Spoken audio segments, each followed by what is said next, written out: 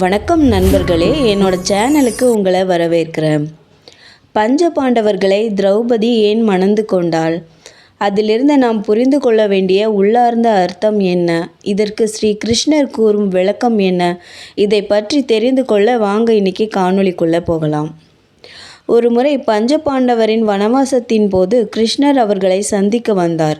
அன்று திரௌபதி பீமனுடன் சேர்ந்து வாழ துவங்கும் நாளாக அமைந்தது. பீமனுக்கு சந்தேகம் வந்தது. திரௌபதி எப்படி எல்லாரையும் கணவனாக ஏற்றுக்கொண்டு குற்ற உணர்ச்சி இல்லாமல் இருக்கிறாள்? கிருஷ்ணன் முன்னால் பீமன் முகம் சுருங்கி கிடந்தது. கிருஷ்ணர் பீமனின் சந்தேகத்தை ஊகித்து கொண்டார். திரௌபதியை கண்களால் பார்த்து சிரித்தார். திரௌபதியும் கிருஷ்ணரை பார்த்து சிரித்தாள். பீமனுக்கு கோபம் வந்தது. தனிமையில் கிருஷ்ணரை சந்தித்து, கிருஷ்ணா, உனக்கே இது நியாயமா? இவ்வளவு நாள் எனக்கு அந்நியாக இருந்தவள், எனக்கு தாய் ஸ்தானத்தில் இருந்தவள், இன்று முதல் 1 வருடத்திற்கு எனக்கு மனைவி என்றால் என்னால் எப்படி ஏற்க முடியும்? நீயும் சிரிக்கிறாய், திரௌபதியும் சிரிக்கிறாளே என்று கேட்டான். கிருஷ்ணர் சொன்னார், பீமா, நடப்பவையெல்லாம் உன்னை கேட்டு நடக்கவில்லை.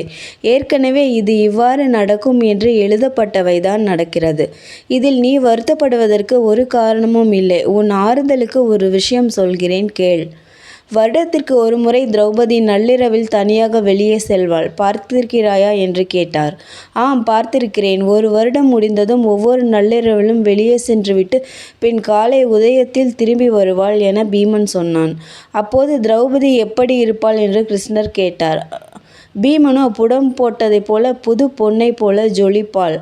அவள் முகத்தில் தேஜஸ் சுடர் விட்டு பிரகாசிக்கும் என்றான். பீமா, இன்றிரவு அம்மாதிரி திரௌபதி வெளியே போகும்போது நீயும் உடன் போய் பார் என்றார் கிருஷ்ணர். அன்றிரவில் நள்ளிரவில் திரௌபதி வெளியே போக பீமனும் கிருஷ்ணனும் அவளுக்கு தெரியாமல் பின்தொடர்ந்து செல்கின்றார்கள். அவர்கள் இருவரும் மறைந்து இருந்து பார்க்கும் வேளையில் தீ மூட்டிய திரௌபதி தானும் அந்த தீயில் விழுகிறாள். மனம் பதைத்த பீமன் அவளை காப்பாற்ற ஓட முயற்சிக்க தடுத்து அங்கே பார் என்றார் கிருஷ்ணர். பீமன் கண்களுக்கு தீக்குள் திரௌபதி சாட்சாத் அகிலாண்டேஸ்வரி, சர்வ உலகத்தையும் காத்து அருளும் மகாசக்தி அன்னை தன் சுய உருவில் காட்சி அளிக்கிறாள். திகைத்து போன பீமனை அழைத்து வந்து புரிய வைத்தார் கிருஷ்ணர். பீமா, நீங்கள் 5வரும் பஞ்சபூதங்கள் என்றால் உங்களை ஆளும் மகாசக்தி திரௌபதி. அவளுக்குள் நீங்கள் அடக்கமே அன்றி அவள் உங்களுக்குள் அடக்கம் இல்லை. எப்படி இந்த பிரபஞ்சமானது பஞ்சபூதத்தையும் வெளிக்காட்டி ஆளுமை செய்கிறதோ அந்த ஆளுமை செய்யும் சக்தி இவளே. நீங்கள் 5வரும் ஐம்புலன்கள் என்றால் உங்கள் உடலில் உள்ள ஜீவாத்மா இந்த திரௌபதி ஆவாள். இந்த ஜீவாத்மா எப்படி பரமாத்மாவிடம் ஐக்கியமாகிறதோ அப்படி நீங்கள் அனைவரும் அவளுள் ஒடுங்குவீர்கள்.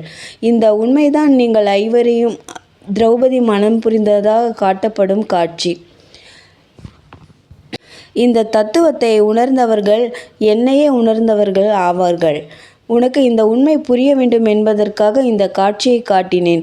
இந்த உண்மை உனக்குள் உறைந்து போகட்டும். இவளை விட கன்னியோ அல்லது பத்தினியோ இவ்வுலகில் இல்லை. நீ கவலை இல்லாமல் உன் கடமையை செய் என்றார் ஸ்ரீ கிருஷ்ணர். நன்றி.